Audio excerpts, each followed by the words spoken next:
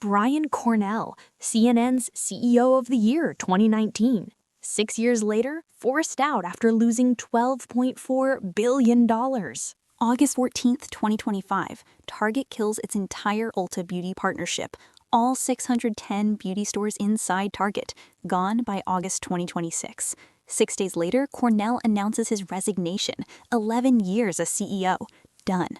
From Business Person of the Year to losing $12.4 billion in market value. This is how a retail legend destroyed his own legacy in just 36 months. Here's exactly what went wrong. August 2014. Target hires Brian Cornell as CEO. First external hire in company history. The turnaround architect. Revenue up $34 billion over 7 years. Stock soars to all-time highs in 2021. 2019, CNN names him CEO of the Year. Quote, Target has earned a place in retail's winner's circle. 2022, Target's board eliminates the mandatory retirement age at 65, just for him. He was untouchable. But between 2022 and 2025, Cornell made 3 decisions. Each one seemed smart in the moment. Each one was catastrophic.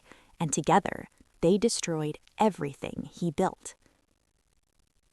But between 2022 and 2025, Cornell made 3 decisions. Each one seemed smart in the moment. Each one was catastrophic. And together, they destroyed everything he built. Here's how the hero became the villain of his own story. Why did the beauty partnership collapse so completely? Decision 1, 2021. Cornell announces the Ulta Beauty partnership, 610 shop-in-shops inside Target stores. The goal? 800 locations. Match Kohl's success with Sephora. Problem? Nobody cut the fatal flaw. 74% of Ulta's standalone stores sat in the exact same suburban strip malls as Target. Same parking lots, sometimes next door to each other. They weren't partnering, they were competing with themselves.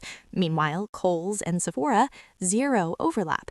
Kohl's operates in suburban centers. Sephora dominates malls and urban locations. Perfect segmentation. By 2023, Sephora at Kohl's hits $1.4 billion in sales. How did Cornell spark a 40-day boycott? Decision 2, January 2025. Cornell reverses Target's entire DEI program. Context is everything here. 2020, after George Floyd's murder in Minneapolis. Cornell pledges $2 billion to Black-owned businesses, champions diversity initiatives, becomes a corporate hero. His quote, "I recognize it's time to take it to another level." Fast forward to January 2025. New administration in Washington, corporate pressure mounts. Cornell folds, ends every DEI program. Pause. Target's co-founders' daughters call it a betrayal. Reverend Jamal Bryant launches a 40-day boycott, targets Black shoppers specifically. The numbers tell the story. 10 consecutive weeks of declining foot traffic, some weeks down 5.7%. Cornell admits to investors, and this is a direct quote, "People drove extra miles to go to other places." Pause. Read that again. The CEO admitted customers were actively avoiding Target stores.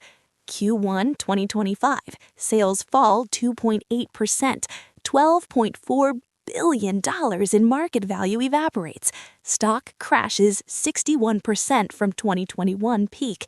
1,800 employees laid off, first major cuts in a decade. Pause. All because Cornell tried to play politics and lost both sides.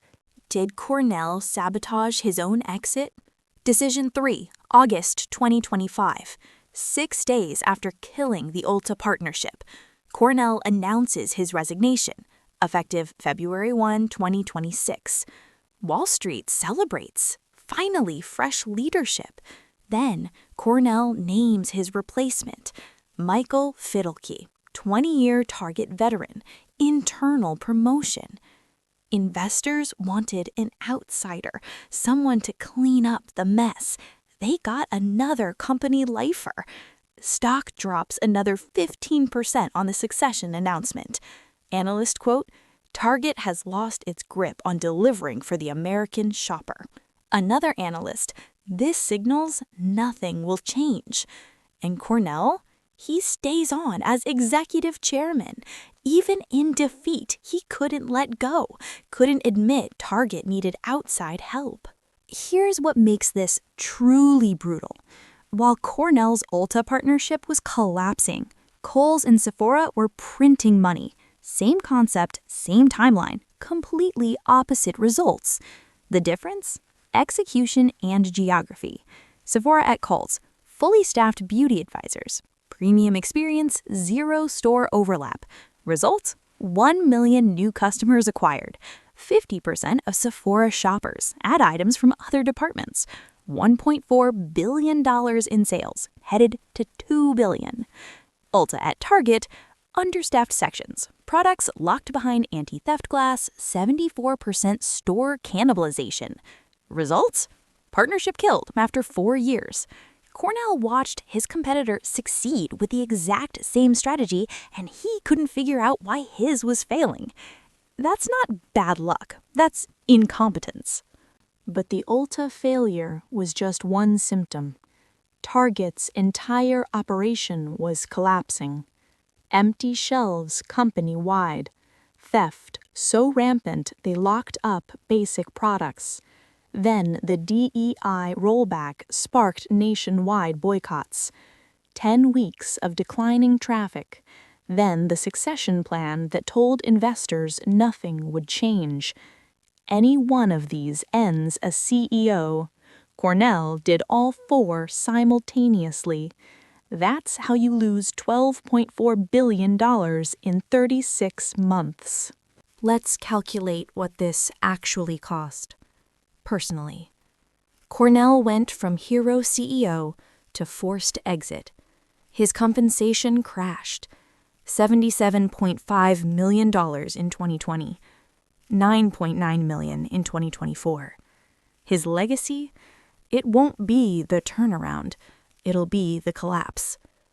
The company, 1,800 jobs gone, $12.4 billion in market value erased, 610 Ulta Beauty locations closing. Target's reputation as a well-run retailer destroyed. Compare that to Kohl's CEO, Tom Kingsbury. He's celebrating Sephora hitting $2 billion annually. Stock up 21% in 2025. Same beauty strategy as Cornell. Opposite execution. Opposite results. Brian Cornell had everything.